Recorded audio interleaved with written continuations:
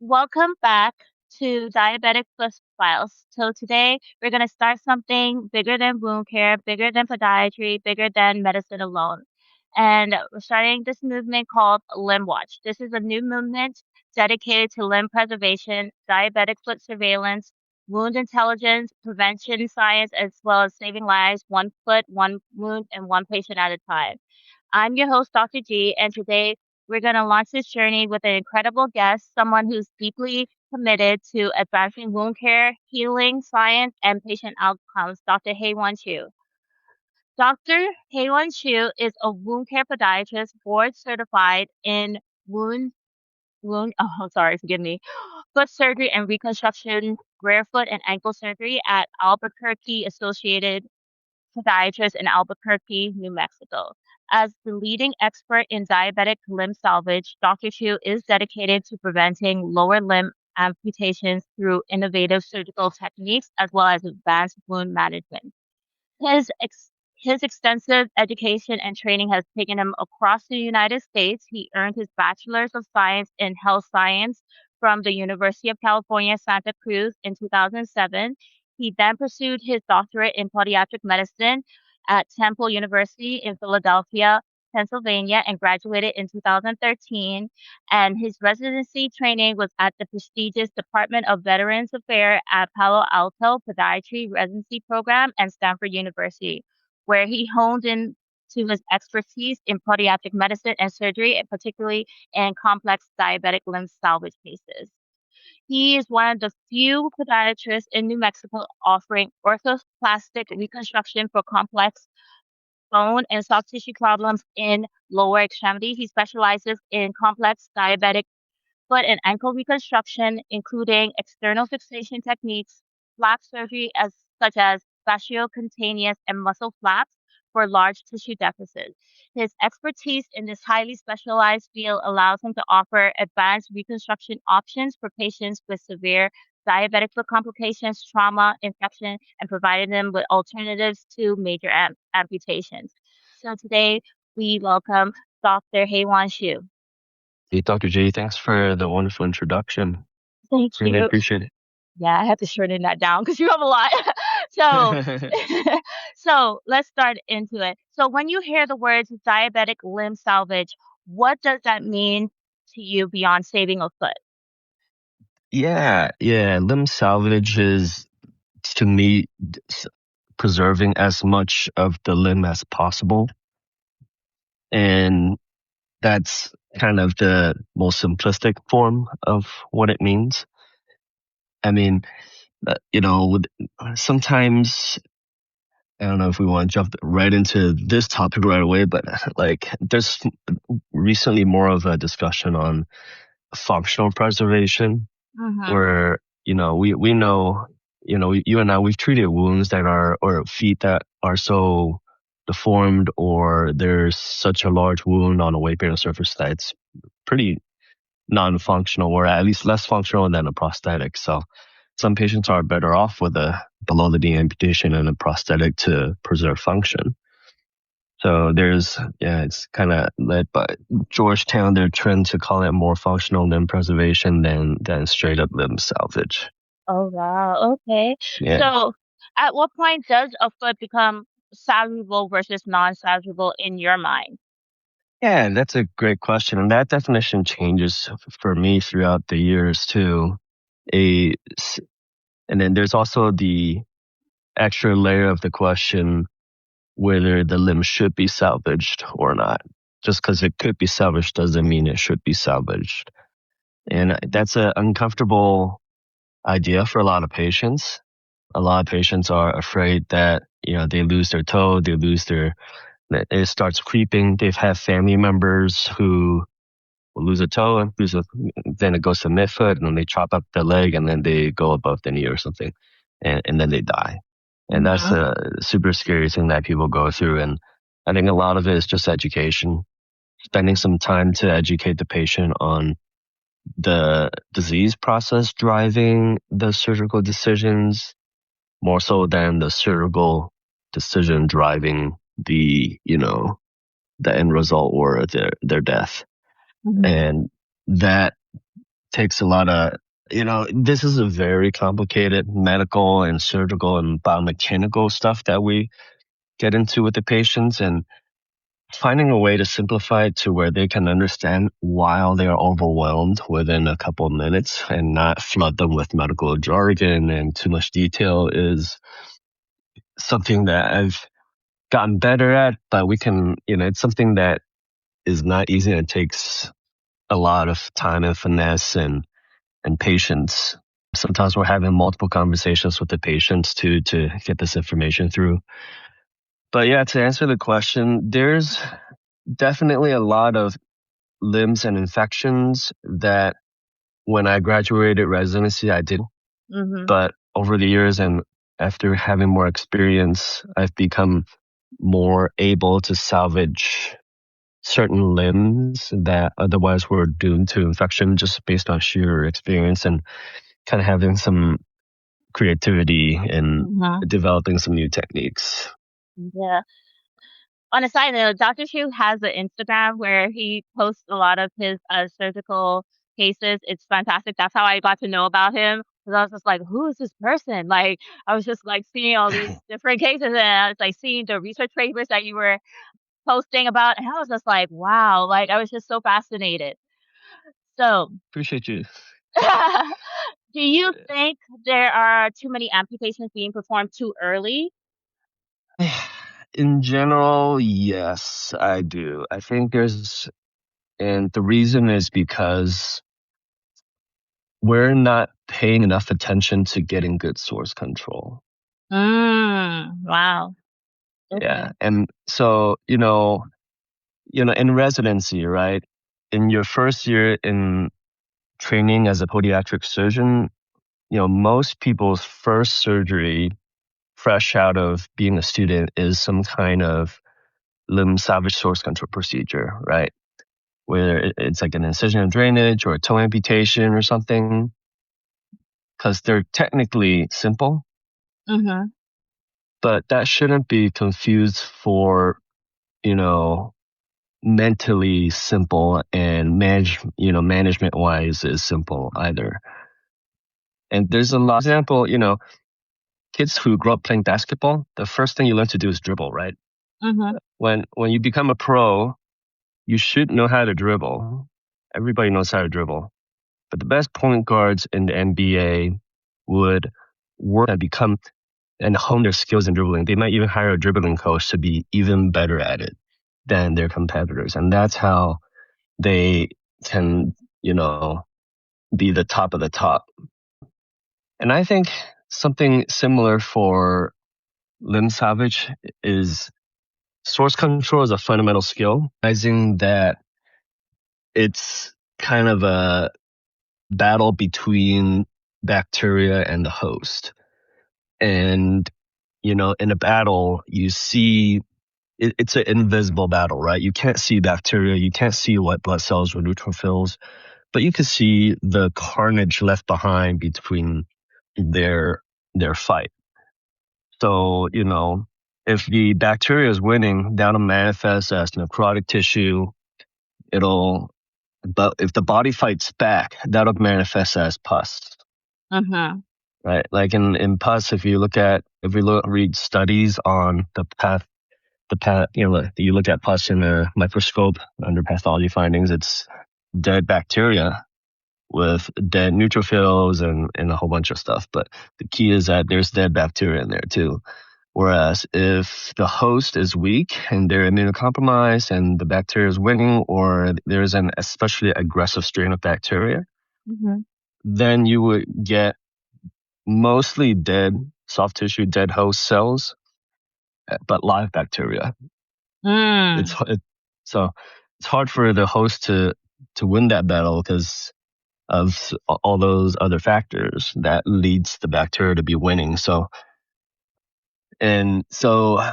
like when I look at a foot, I first determine whether it's a necrotizing infection or not, because if it is necrotizing, if I see any liquefaction Mhm. or, melted tissue planes of host anatomy, then I know the bacteria is winning, Yeah. whether it be an aggressive strain of bacteria such as strep or some kind of, there's a ton of different strains of MRSA. Not all MRSA is equally aggressive.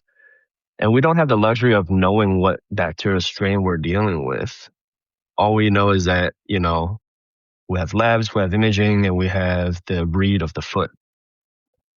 But labs and imaging can mislead you, but the clinical read of the foot will never mislead you. It's up to us to misinterpret the clinical findings on the foot. So that's why I tend to focus my read on clinical photos and the intra-op evaluation and clinical evaluation. I trust that way more than I do labs and imaging. Now, I don't completely ignore labs or imaging. I still use Mm-hmm. it to kind of build the whole clinical picture Mm-hmm. to get a sense of what's going on. But I'll never use labs or imaging to trump my decision making on what I decide to do. That's most of that decision making is based on the clinical evaluation. Oh, wow. That's really Yeah. insightful. So, what are the earliest warning signs that, in your opinion, that a diabetic foot is heading towards limb loss? Oh, well, like BKA? Yes. Well, I would say if in general, just of a general rule of thumb, a show part amputation to me is not more functional than a prosthetic. So if Okay. someone has an infection bad enough to where I think they need a show part amputation, then that's when I'll have the serious BKA talk. I'll say, hey, your foot is so bad, it's rendering, the infection is so severe, it's making me have to consider doing this hindfoot amputation where you're going to be left with kind of like a pirate leg. It's just a Mhm. stump. It's just a Mhm. heel, ankle, and leg. There's no push off, no lever arm. You could walk with it. I've had patients walk in a brace and they walk just fine, but we're talking very limited walking. It's going to be hard for you to go to Costco and walk around and do shopping with a show part amputation. And this kind of amputation is no more functional than if we were to cut your leg off and put on a prosthetic. A prosthetic is more functional than what you're going to end up with. And then I'll let them decide whether they want to, I'll ask them like, how much walking do you realistically want to do? If you want to go hiking, you want to go to Costco by yourself, then I say that's a BKA. Mm. But if you want to go, just mostly stuff around the house, walk to the kitchen, stay in the bathroom, maybe get to the mailbox, depending on how big your house is, then yeah, maybe a show part would be better. But I'll still let the patient drive their own decision. If they say, "Hey, doc, what would you do?" I say, I can't make that decision for you. This is your life. You're different than where I am in life. But I'll give them those general guidelines. That's really good. So, which factor do you find is the most dangerous? Infection, poor blood flow, or pressure? Oh, loaded question. Okay. Yeah. Well, first, I would say, and there's a lot of layers to this question, so it's hard for me to rank it, but I will say to me the scariest is a pressure wound Okay, wow. because that indicates the health of the patient. So if they have a posterior heel pressure wound with no calluses, it's just straight like dusty blister forming, because that tells me the patient's like their comorbidities, their functional status, everything is declining to the point that they are so bedbound and so sick that they can develop a pressure ulcer. Mhm. And so a pressure ulcer to me is basically a indicator of a terminally ill patient. And Mm. whether I heal the wound and save their leg or not, their numbers on this planet are numbered. And to me, that's the saddest part. There's Pressure. nothing we can do to change that. Now, Mhm. you know, with the exception that, like, let's say they had a pop block for some knee hip surgery and they didn't have a good splint, they were bedbound forever and they were numb and they developed a pressure wound from that, but they have recovery potential, getting physical therapy, just need some premium wound care. That's a different story, right? Mhm. Yeah, we've seen that. yeah, or they break their hip and they're trying to get back walking and they just, didn't have good rehab or whatever that allowed them to develop a pressure wound, but they're back to walking. That's a different story. But the pressure wounds I'm more scared about are like those that are not walking Mm-hmm. because of COPD or, whatever chronic medical illness they're dealing with, or, severe chronic spinal stenosis that they've had for decades, that they're a non-operative candidate. And now they're mostly bedridden because of their low back pain that is non-operable, or, whatever other reason that's not like an acute thing that made them bedbound temporarily, but now they're more bedbound for the long term. That to me is, the scariest, the saddest situation. I understand. What clinical findings immediately pushes you towards taking the patient to the OR? I would say so this will go back to the source control and infection part, where you and I as podiatrists, I think, are the best thing we can do for patients to save their leg is good source control. Mm-hmm. And source control could be just a simple debridement, it could be an incision and drainage, or it could be an amputation, or a combination thereof. And sometimes if I can do that in clinic, I will. So I don't need to always take them to the OR for source control. Mm-hmm. And I'm just actually putting together a talk for the Western Conference where they asked me to talk about outpatient treatment of infections. And I showed a few cases, and it kind of made me think about the cases I've treated in the past, where I even had a guy who had gas gangrene in his big toe that needed a first-rate amputation. But I've known him for a while. He's like a very stubborn old guy who he absolutely refuses hospitalization. And I said, well, hey, I could just do the first-rate amputation here in the office. You might bleed a lot. We might have some Mm-hmm. complications with that. Yeah. It's not is below standard of care, but if you're gonna refuse going to the hospital anyways, it's better for me to do it here than for you to just stay home and try some antibiotics. He's like, okay, let's do it. So I Mm-hmm. amputated his first ray in office with a I have bone forceps, so I can do that. I Yeah. just stitched it up. I was able to go prox enough to get rid of all the infections. So he ended up healing with just a few Wow. antibiotics. Wow. But Fully outpatient. yeah.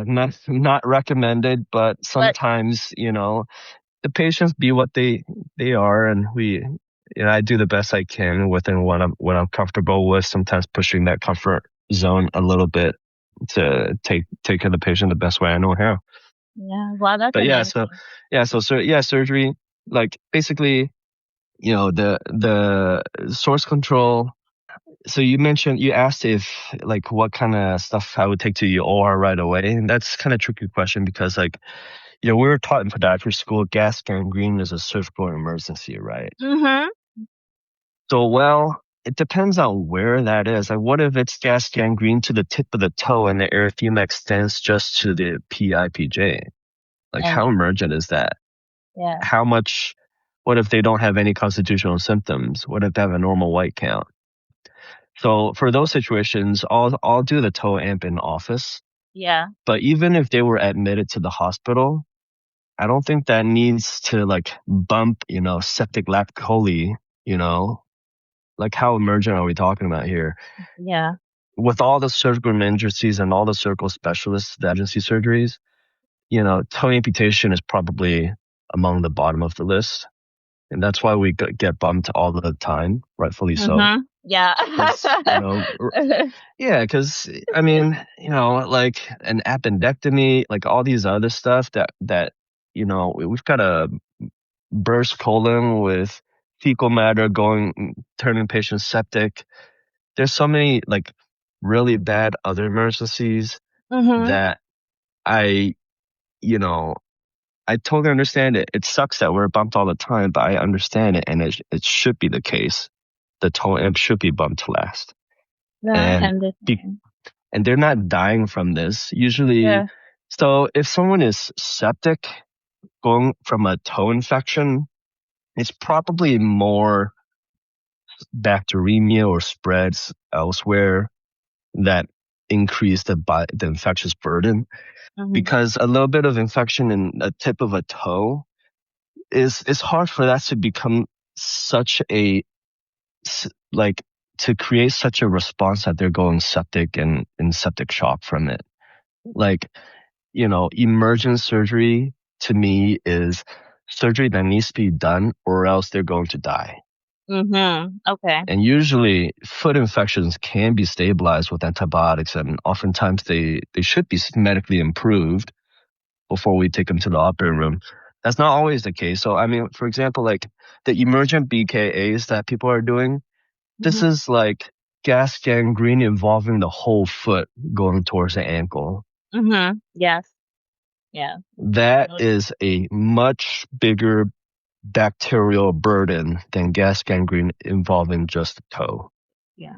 And I think we have to recognize that and kind of talk about it. And, you know, the more we talk about that, the more we understand it, the more we feel comfortable managing these things. So right now, like even if it's gas gangrene, if they're not going septic, I'm not going to try and stay up late to do it, or, I have to protect myself too and save my sleep so I can better care for my patients the next day.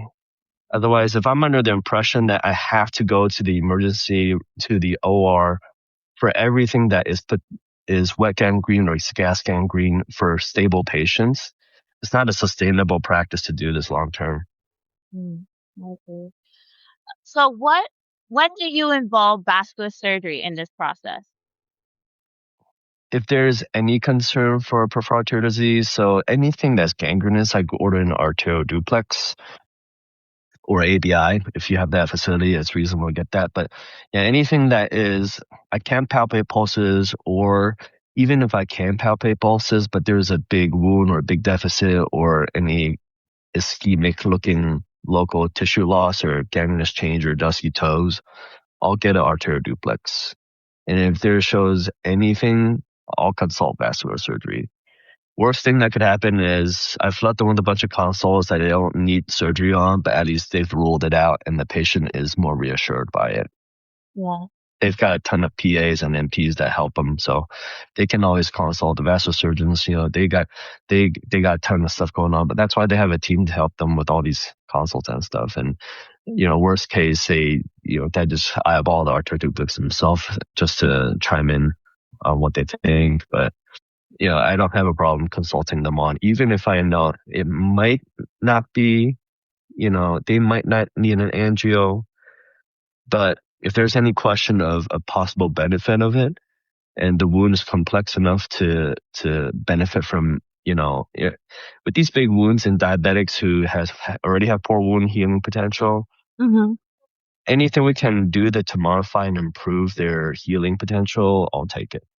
I don't hesitate to consult vascular surgery if there's any chance of them getting a benefit from an angio. Yeah. So what are some of the most advanced surgical techniques you use in limb salvage today? Ah, so from a purely technical standpoint, the most complicated procedure I do would be like a fasciocutaneous flap based off of a perforator from a named artery. For Mm-hmm. example, like a reversal flap or, posterior tibial artery, a dipofascial flap. Done a few of those. So I mean, but they're not so technical that it requires microscope or microvascular anastomosis. We're mostly dissecting skin and soft tissue and deep fascia, lifting it and making sure we design it properly. And I'm not skeletonizing the artery that's feeding the flap. So it's mostly just kind of, patient selection, flap design, and just good wound management to do those flaps. There's a bit of a learning curve, but it's not incredibly difficult because we're not like dissecting the blood vessel all the way to its source artery and trying to move it around or rotate it. Usually I can do all what I need to without having to do that. Mm-hmm. So what is the role of tendon balancing and offloading surgeries in preventing the recurrence in diabetic ulcerations? Yeah, tendon balancing is a hot topic amongst podiatrists because we do a lot of elective and tendon work and things like that. But it gets more challenging in people with diabetes and wounds and things Mhm. because, you know, they like, so for example, the most classic biomechanical problem we deal with is equinus and a varus foot after a transmetatarsal amputation. But that's where it's I think the most controversial and the hottest topic. Some people would advocate for prophylactic Achilles tendon lengthening to prevent the transmetatarsal amputation stump from developing a recurrent forefoot wound, and others would consider some kind of balancing if they do the TMA and they see it's in a varus position. And that involves transferring the tibialis anterior tendon to like maybe a lateral cuneiform with a Achilles tendon lengthening. I am kind of mixed on, I think a lot of my TMAs are done using a style called the Tarashi modified TMA style, Mhm. where I think that, like, for example, when you do when ortho or vascular surgery does a BKA, right? It's not just skin and fat covering the bone. They're using muscle to attach it to each other to cover the bone so that when they walk, there's a nice stub over it. And I remember scrubbing in TMA surgeries where we pay no attention to the muscles and the foot to cover it. And, there's good reason for that. And, I think it's just that the muscles in the foot are so small and the interosseous muscle that we studied in podiatry school are kind of largely ignored in Mhm. practice, right? Mhm. So, but I found that even though they're so small, if I can take a couple millimeters to cover the bone with my TMA, that should increase my chance of a long-term outcome than if I were to do nothing at all and just cover my TMA bone with skin and fat. So I've done some, I've kind of done guillotine TMAs, which is nothing over bone. It's just straight let the wound heal over bone and let skin heal as a scar tissue or skin graft. So straight up, nothing over bone. And those do horribly long term for patients who have any level of ambulation. Because Mhm. the skin skin that heals secondarily, or even skin graft to skin, the dermis underneath when they heal secondarily over bone is very inelastic. So when you walk on it, the skin shear, it can't handle it that well. And so I found that even if I can do some kind of modified like Tarashi TMA closure, I found better results long term. So now my focus for my TMAs is to maximize soft tissue bulk. So I try and preserve any intrinsic foot muscle. Even if it's necrotic, I'll still preserve it and then I'll debride it out later. And then I'll use what I have to cover the bone. And if I can't cover a bone, I'll figure out some way to do it that's not just skin over bone. And that's my focus more so than the equinus or the varus or whatnot, because sure, yeah, after you do a TMA, you look at the foot, yeah, it looks like it's inverted. Part of it is structural, part of it is just, the mechanics of the tendon that's remaining. But do we always ulcerate on the fifth met stump, right? Because theoretically, if you have a varus foot, you should be ulcerating on the fifth met all the time.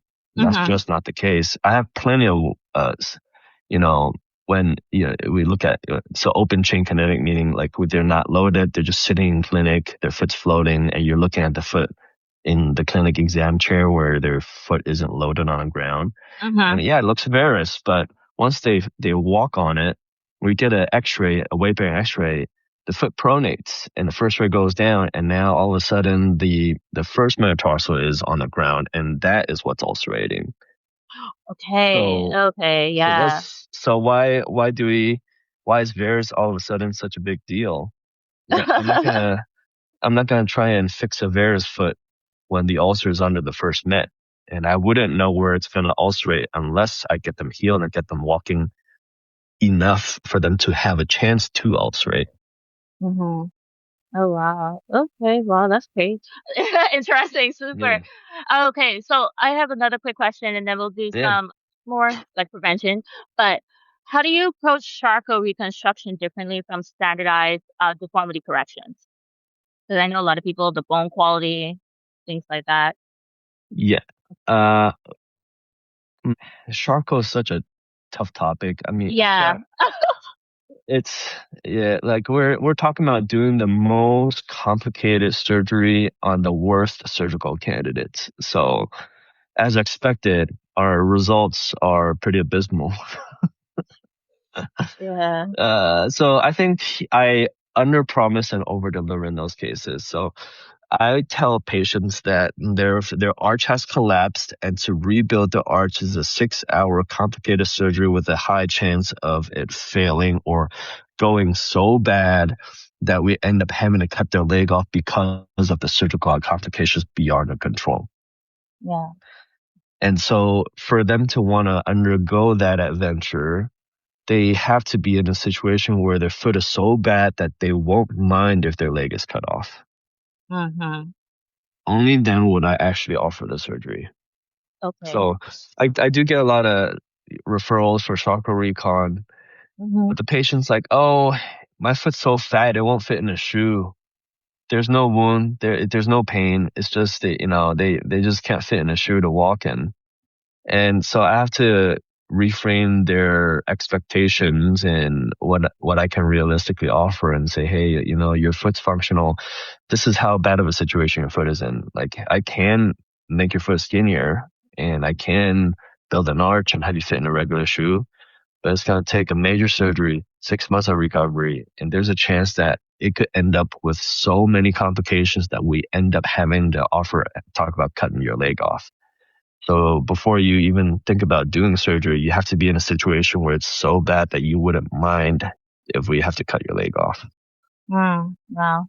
So, personally, what is the hardest case you had to let go Like refer out, or just let go? Like, like yeah, BKA. yeah. Mm, yeah,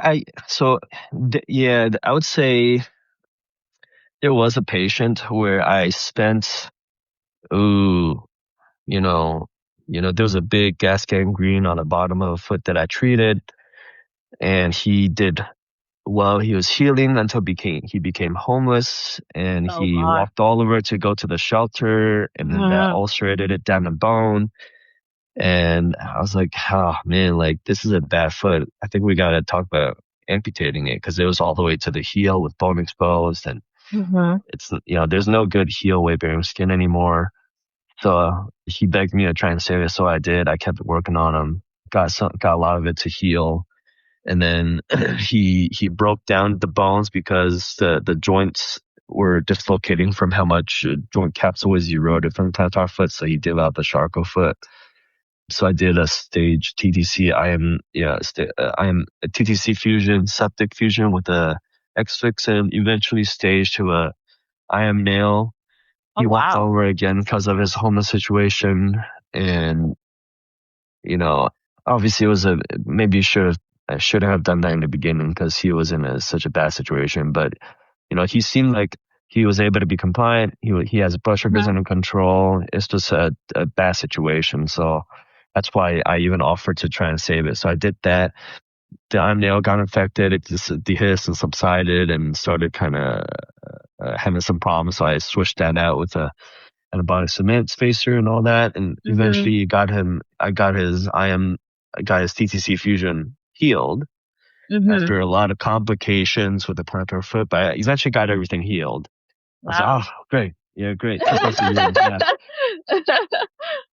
And then he comes in and he basically developed gas gangrene to his Oh his wow. forefoot. So I had to do a TMA, and Wow. then eventually started getting the TMA healed, and he was so swollen that he developed a wound in the anterior ankle from the dressing rubbing it against it, where the tendon Mhm. is exposed. So now I had to deal with the tibia tendon wound infection and do all that. And then eventually he actually passed away from all these other medical issues. I'm like, dang, Yes. like, like, wow, he spent the last 3 years of his life dealing with his foot wounds and infections, all this surgery. Like, is this really the best way to live? So that's kind of like the one of the saddest cases. And, Mhm. obviously he's gone now. I can ask him if he would do things differently.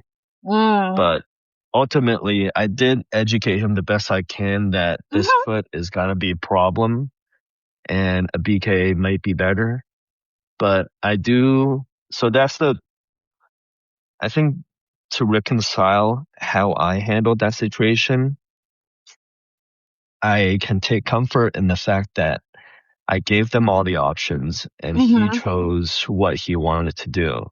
Mhm. And none of us were gonna know that that was gonna be the final 3 years of his life. No one knows that. Yeah. And it's, as long as the patient had freedom of choice, they have free will and they chose Mhm. these options willingly, that's the best I can take comfort in. Even though it feels like, they should, they spent so much time doing all this only to, have their time on earth numbered. I can still take comfort in that I gave them the choice and at least he passed with his limbs still there with Yes. dignity, and Yeah. that's what he wanted. So Yes, I totally agree with you. It is what it yeah, they feel more better in their choice and you gave them their dignity because it does yeah, psychologically play a role if they do lose their limb, but I totally understand what you're saying, like, just doing a BKA and could have been doing more, but it seems like it was more of a socioeconomic problem that kept on causing the reoccurrence of the yep, ulcerations. Okay, exactly. Yeah, so what role does delayed referral play in limb loss? what role does what? I'm sorry, delayed referral, like referral Delayed to refer. referral home, yeah. Uh huh. Yeah. Uh, well. Uh. Let's see. Great question. Uh. I'm just laughing because like there's so many layers to this question. It's a good question. So limb salvage is something that I think a lot of people dabble in, but very few go all in on. Mhm. And limb salvage is not a do out of convenience. It's not convenient Wow. that they had a foot infection when I'm in the middle of my daughter's ballet recital. You know, Yeah. it's Mhm. not convenient to the patient that they suddenly are feeling sick with an infection at 3 in the morning. This stuff never happens during business hours. And so Yes. if you do, if you do any limb salvage, be prepared for the onslaught that's going to cause to your life, and figuring out how to balance that is hard. And so if you dabble in limb salvage and you get a complication because they're not healing properly, you have to have the resources to take care of it or have a referral source urgent to refer quickly. Because, I've been going all out on limb salvage for Mhm. almost 10 years. And so I've built a team around how to handle these situations. So I have two colleagues that are like-minded, that are awesome at source control, that Mhm. we work a lot of hours. We work a lot, and we're, we can, even with the three of us, we can only cover so much on call and so many hospitals. We're stretched thin Mhm. already. There's so many hospitals in town that don't have podiatry coverage that whenever they ask us for help, it's like now we got to add another hospital to cover. It gets challenging. We do the best we can, but we're only three people with a huge diabetic population to take care of. And so, so if like our group has one of our patients get infected, we have systems and ways to figure out how to get them treated and healed. And if there's a wound that is starting to go bad, we recognize it instantly and can address it Mhm. some way, somehow. But I think the problem is when people who dabble in this, they may not recognize when it's going bad, or if it is going bad, they'll keep telling the patient, oh, it looks fine, it looks fine, it looks fine. When Yes. really it's not. And I think that's just, you know, I'm not calling out any individual people because this No. happens everywhere. And it's Yes. just, it's more of a, I think, it's multifactorial. This is not just podiatry. It's in, Mhm. every surgical specialty has people that struggle with to deal with a uncomfortable situation with the patient. And Mhm. so that's why, like, in grand rounds, we're so hard on residents because we've been through all the crappy situations that you might possibly run into with a patient Mhm. where Mhm. something goes bad, something goes wrong with the bunion or whatever, and learning how to deal with it is critical to patient care because it's going to happen to everybody, learning how to deal with these complications. Mhm. And if you can't handle the attending on your case about how to deal with it in a protected environment in grand rounds, how are you going to deal with it in real life when a patient has the real complication in front of you? Mhm. Right. So that's kind of, I don't know, I'm getting a little off topic, I think, but so when it comes to like a delay referral, Mhm. I can only do so much when I receive it, but it really Mhm. comes down to the individual having a hard time kind of coming to terms with how to deal with a complication. It's Mhm. an uncomfortable situation, and I think the more we talk about it as educators to the next generation of doctors, you know, learning how to deal with it, the better they'll get at it. But no matter what, it's gonna be difficult because it's such an uncomfortable thing to talk about to our patients when things aren't going right, and Mhm. having the humility to confront it head on and say, hey, this isn't looking good. I think this is what needs to be done. The patient will be upset about it, and you're gonna have to deal with the uncomfortability with the situation. Yes. That is a really great point what you said, like, people dabble in the humility to say, like, "This is bad, and we have to escalate here and go somewhere else." Yeah. Yeah. Okay, so we're Yeah. closing in, so this is our rapid fire questions, okay?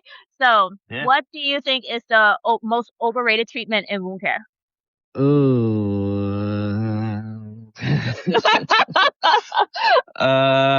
Well, I would say a lot of people will disagree with it, but I would say wound vac.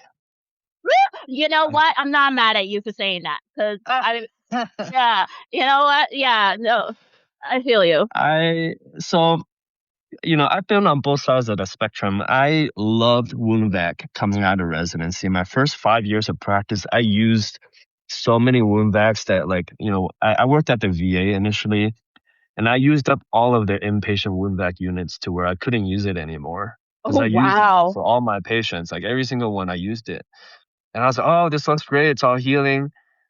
And then, I will go into private practice, and then there's issues with paperwork and Mhm. access to home health care because they're so rural. There's no nurse that will go to cover their region to do 3 times a week dressing changes. I'll get calls all the time about leaks and beeps and Mhm. or it'll stop working because they forgot to charge it. Now we got this macerated wound that got infected in a non-sterile black foam dressing, and now we're in the hospital. So as I started dealing with all these complications, I got to a point where I'm like, hey, you know what? I'm just gonna try and go without it for certain patients, and I found that they granulate just fine. So I, so just kind of aside, one of the most profound courses I've ever taken was in college, learning human anatomy from a anthropology department, where anthropology is the study of, like, I don't know, maybe I'm gonna mess up this definition, but it's like when I studied it, we studied monkeys, Mhm. macaques, and Mhm. gorillas, Mhm. and we dissected the muscles. And what they were interested in were the sizes of the muscle. So we would dissect each muscle and weigh it, and then they would look at the tubercles of the bones. And so based on the size of the tubercles, they would know whether that animal did certain activities. So if they had like a large kind of shoulder blade that is like rectangular shape more than triangular shape that suggests quadrupedal ambulation. So they were more like walking around on their arms and feet, whereas if it's more rounded or triangular shaped and their wrist had the ability to rotate 360 degrees, that's more brachiating. So they're more likely to spend their time in the trees and they can make inferences about things. So I was like, wow, this is fascinating how you can look at such a small detail and infer Mhm. so much information. And it made me think like these animals were able to adapt their anatomy to do what they need to do to live life. So I'm thinking, are wounds so inept that we have to apply a suction device for a wound to granulate? Yeah. No, probably not. No, So, no, we probably no, get it no. back. Yeah. Wound vacs, yeah, yeah. I mean, wo- wounds have existed for all of humanity and Mhm. for human life, and only recently did we start using a wound vac. So you can't tell me that wound vac is absolutely critical to get a wound to granulate. Yeah, or a large deficit. Yeah. Exactly, yeah. But yeah. Does it help? Sure, I'm sure it Mhm. does, but like the logistical issues that come with it are also sometimes impossible. So I've once I figured out how to get wounds to see granulation without a wound vac, I started paying attention to what structures can help me granulate. Mm. So, tendon sheath could granulate, but the raw tendon itself cannot. Well, it takes forever for a raw tendon to granulate. It's possible, but it takes forever. So I started moving tissues around to cover parts that cannot granulate to help me with healing. So, there's a tendon flipping technique where most tendons and wounds that get infected, the superficial half of the sheath is gone, but the deep Mhm. half of the sheath is still viable. So there was a case series published where they flipped the tendon to expose the deeper part of the sheath to the outside so that it granulates, and they've been able to get success with it. So I've been doing that, getting some success with it. There's so many little things we can do that like most people don't even know about to get Mhm. things to granulate, to get complex wounds to heal, that I think there's so much surgical innovation that still could happen in this space that is exciting to kind of do and talk about, that basically eliminate to do a wound vac. Because there's so many things we're going to do to move tissue Mhm. to kind of recreate a wound.